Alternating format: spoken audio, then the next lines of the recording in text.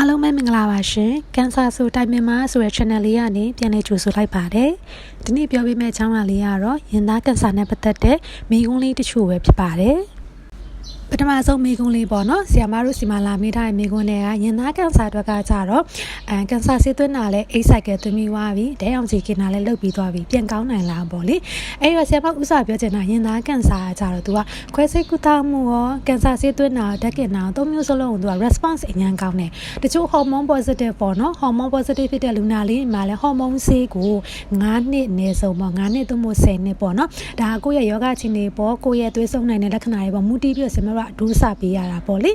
အဲ့လိုမျိုးကုသမှုတွေအကုန်လုံးကို complete treatment ယူထားမယ်ဆိုရင်ဒါကန်ဆာကပျောက်ကင်းလုံးရာခိုင်တော့အရန်ကောင်းတယ်အဲ့တော့ဒီလူနာလေးမေးထားသလိုကန်ဆာဆေးလဲ8ကြိမ်သမီးသွားပြီတင့်တော်တဲ့တရားအောင်ကြည့်ကုသမှုလဲခံယူပြီးသွားပြီပုံမှန်တိုင်းပြန်ကောင်းနိုင်လားပြန်ကောင်းနိုင်ပါတယ်လို့ပဲတခုနဲ့ပဲပြောပြချင်ပါတယ်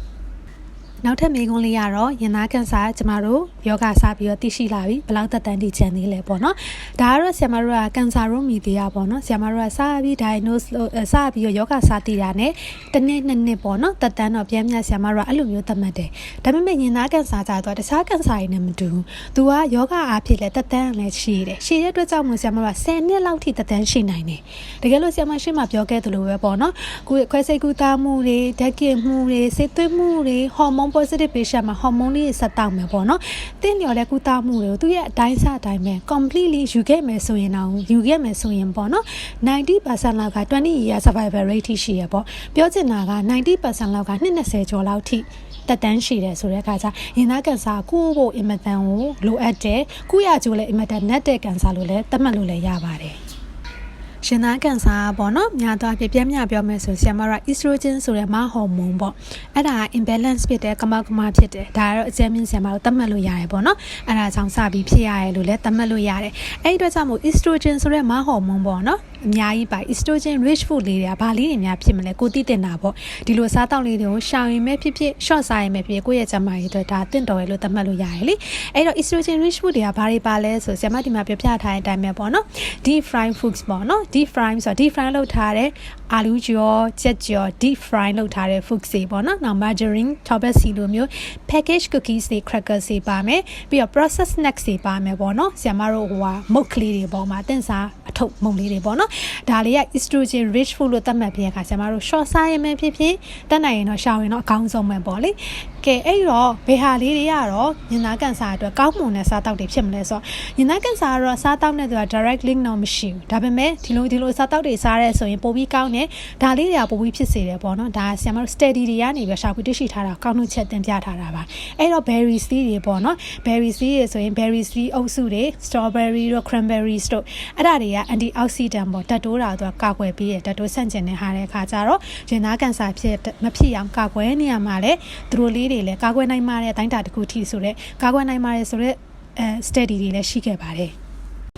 နောက်မေးများတဲ့မေးခွန်းလေးပေါ့နော်ဟော်မုန်းဆေးမတောက်လို့မရဘူးလားဆိုတော့ကျမတို့ရင်သားကန်ဆာမှာရောဟော်မုန်းက positive လည်းထွက်နိုင်တယ် negative လည်းထွက်နိုင်တယ်ဒါကတော့ကိုယ့်ရဲ့ထုတ်လိုက်တဲ့ရင်သားကန်ဆာလုံးချိတ်လေးကိုကျမတို့ biopsy ယူကြည့်လိုက်တဲ့ခါကျရင် ERPR ဆိုတဲ့ဟော်မုန်းလေး positive ထွက်ရင်တော့ဟော်မုန်းဆေးတောက်တင်တယ်အဲဒါကြောင့်မလို့ရင်သားကန်ဆာရဲ့ကုသမှုတွေမှာဒီဟော်မုန်းဆေးကုသမှုဟော်မုန်းဆေးတောက်တာလည်းကုသမှုတစ်ခုအနေနဲ့ပါဝင်တယ်ပေါ့လေ ERPR positive ဆိုတော့ကျမတို့ဟော်မုန်းဆေးတောက်တင်တယ် triple negative ဆိုတာတစ်ခုရှိတယ်သူကတော့ယောဂလက္ခဏာဆိုးရတဲ့အထက်မှာပါတယ်လို့သတ်မှတ်လို့ရတယ်ပေါ့နော်သူ့ဟိုကကျွန်မအလင်းတင်တယ်လို့ slide တစ်ခုအနေနဲ့ကျွန်မထပ်ပြီးရှင်းပြပေးမယ်ပေါ့လေအခုလက်ရှိ hormone positive ကြောင့်ပြန်လှည့်ပြီးပြောမယ်ဆိုရင် hormone positive ဖြစ်ရင်ဆေးရတော့တောက်တင်ပါတယ် hormone ဆေးတွေကတော့အနည်းဆုံးသူ့ရဲ့ course က9နှစ်ပြည့်အောင်တောက်တင်တယ်ဒါအနည်းဆုံးပေါ့လေ9နှစ်နောက်ပိုင်းတကယ်လို့လိုအပ်တယ်ကန်ဆာပြန်ဖြစ်နိုင်တဲ့ရာခိုင်နှုန်းလည်းများတယ်အဲ့လိုလူနာတွေမှာတော့ကျမတို့9နှစ်ထပ်ပို့ပြီးတော့10နှစ်အစားရှိသဖြင့်ပေါ့နော်ဒါကတော့ကန်ဆာဆရာဝန်ရဲ့သတ်မှတ်ချက်ကုသချက်ပုံမူတည်ပြီးတော့ကျမတို့ကအတိုးလျှော့လေးတော့ရှိတယ်ဟော်မုန်းဆေးရတောက်တင်လားဆိုရင်ဟော်မုန်း positive ထွက်ရင်တောက်တင်ပါတယ်ဘယ်လောက်ကြာတောက်တင်လဲအနည်းဆုံး9နှစ်တောက်တင်ပါတယ်နောက်ထပ်မေးခွန်းလေးပေါ့နော်ဘယ်လို lifestyle လေးတွေကရင်သားကန်ဆာဖြစ်စေလဲဆိုတဲ့အခါကျညင်လေးပဲနေမယ်ရုံးမှာပဲ sedentary workers လေးနေမယ် stress လေးလည်းများနေမယ် inactive လည်းဖြစ်မယ် exercise လည်းပုံမှန်မလုပ်ဖြစ်ဘူး workout လည်းပုံမှန်မလုပ်ဖြစ်ဘူးညနေကျရင် alcohol လေးတောက်ပြီးရဲ့ date လေးနဲ့ဆိုရင် okay ကိုယ်မှာ risk factor စီအများများနေပါပြီအဲ့တော့ကျွန်မခုနပြထားတဲ့အစားတောက်တွေက risk များစေသလိုဒီလိုမျိုး lifestyle လေးတွေက risk များစေတယ်ဒီလိုမျိုး conditions လေးကဘာလေးဖြစ်စေလဲဆိုတော့ estrogen တွေခန္ဓာကိုယ်မှာများစေတယ်များစေ estrogen တွေကဘာဖြစ်လဲရင် သားမှာရှင်ရင်သားမှာအလုံးလေးဖြစ်တယ်အဲ့အလုံးလေးတွေကသူကပုံမှန်တိုင်းပဲ benign လုံးပေါ့နော်ကန်ဆာမဖြစ်စေတဲ့ benign လုံးလေးလည်းဖြစ်ကောင်းဖြစ်နိုင်တယ်လို့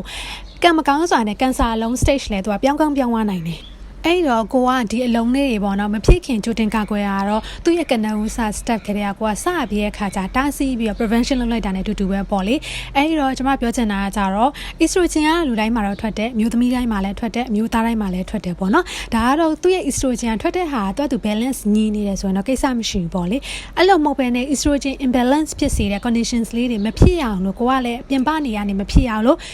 lifestyle လေးတွေလည်းကျမရဲ့ညွှန်စာနေထိုင်မယ်စားတောက်လေးလည်းကျမရဲ့ညွှန်စာစားမယ်ဆိုတော့သူကလည်းသူ balance ဖြစ်သွားရင် portion နေတဲ့အလုံးကျိတ်တွေဆိုမဖြစ်လာတော့ဘူးဆိုတော့ချိုတင်ကာကွယ်တဲ့အနေနဲ့ breast cancer ဆိုတဲ့ step ကို initial step မှာကလေးကပိတ်လိုက်သလိုဖြစ်တယ်ပေါ့နော်အဲ့ဒါကြောင့်မို့ဒီလိုလုပ်ငန်းဆောင်တာလေး lifestyle changes လေး lifestyle လေးကောင်းကောင်းလေးတွေကျမရဲ့ညွှန်စာနေထိုင်မယ်စားတောက်မယ်ဆိုရင် CA breast ကိုလည်းတနည်းတစ်ဖန်ကာကွယ်ရလေးရောက်ပါတယ်ဒါလေးကနောက်ဆုံး slide လေးပေါ့နော် anastrozole ဆိုတဲ့ hormone ဆေးလေးသူကတော့9နှစ်ဆေးလေးကျမတို့ပုံမှန်သွေးဆုံးပြည့်တဲ့အမျိုးသမီးတွေမှာတိုက်တဲ့ဆေးလေးပေါ့နော်သူကတော့သူ့ရဲ့အဓိက side effect လေးကတော့နာမည်လေးကြီးတယ်ရှောင်လဲရှောင်ကျင်ရမယ်သတိလည်းထားရမယ်ဘာလေးလဲဆိုတော့အယိုးကျိုးလွယ်တယ်ပေါ့အယိုးပွားတယ်အယိုးကျိုးလွယ်တယ်အဲ့တော့ချော်လဲလို့မဖြစ်ဘူးဒီဆေးတောင်းမယ်ဆိုနည်းနည်းလေးချော်လဲရ slit လေးဖြစ်တာနဲ့သူများရဲ့တက်ဆိုင်ကိုကပို့ပြီးတော့ကျိုးလဲတဲ့ risk ရှိတယ်ပြီးတဲ့အခါကျဒီဆေးတောင်းနေတယ်ဆိုရင်calcium ပါတဲ့စားတောက်တွေ supplements တွေ vitamin D ပါတဲ့ supplements တွေမျှဝေပေးရမယ်အရိုးအတွက်အားဖြည့်ရမယ်ပေါ့နော်ပြီးတဲ့အခါကျရင် cheese တွေနွမ်းတွေများများတောက်ပေးရမယ်ရိုးဝါစားနိုင်တဲ့ငါးကလေးစားပေးရမယ် vitamin D ကျွဲဝအောင်မနက်စောစောနေအောင်စီခံရမယ်ပေါ့နော်ဒါလေးတွေပါသူကထပ်တိုးလှုပ်ဆောင်ရမယ်ဘာလို့လဲဆိုသူရဲ့ side effect လေးကဒါလေးရှိရဲဆိုတာကိုကတိထားလို့လည်းမမအောင်ပေါ့လေနော်နောက်ဆုံးမေးခွန်းလေးပေါ့နော်ဒါလေးကလည်းနည်းနည်းလေးအတွေ့များတယ်လို့ပြောရမယ်ဟော်မုန်းဆေးကိုတောက်တယ်ကိုတရက်လောက်မေ့သွားတယ်မတောက်ဖြစ်ဘူးနောက်ရက်ကျတော့မှနှလုံးပေါင်းတောက်လိုက်ရမလားအဲ့လိုတော့နှလုံးပေါင်းတောက်တာတော့မလုပ်ပါနဲ့ကဲလို့ကိုကမေ့သွားခဲ့တယ်โอเคမေ့သွားခဲ့ထားလိုက်ပါတော့ဒါပေမဲ့နောက်ရက်ကျရင်တော့ကိုရဲ့သတ်မှတ်ထားတဲ့အတိုင်းပဲတစ်လုံးဆိုတစ်လုံးတောက်မယ်ပေါ့နော်သူကကျတော့ပို့ပြီးတော့ကောင်းတာဆိုအလန်းလေးပေးထားရင်ပိုကောင်းတယ်ဥမာအချိန်လေးတိကျလေးတောက်ပေးနိုင်တော့ပိုကောင်းတာပေါ့လေဒါကတော့ရင်သားကန်ဆာနဲ့ပတ်သက်တဲ့မေးတဲ့မိကုန်းအများစုပေါ့လေအဆုံးထိလိုက်ပါကြည့်ရှုပေးရတဲ့အတွက်လည်းကျေးဇူးအများကြီးတင်ပါတယ်နောက် slide တွေမှာလည်းထပ်မံတွေ့ကြမယ်နော်အားလုံးပဲကျမဒုက္ခနဲ့ပြည့်စုံကြပါစေရှင်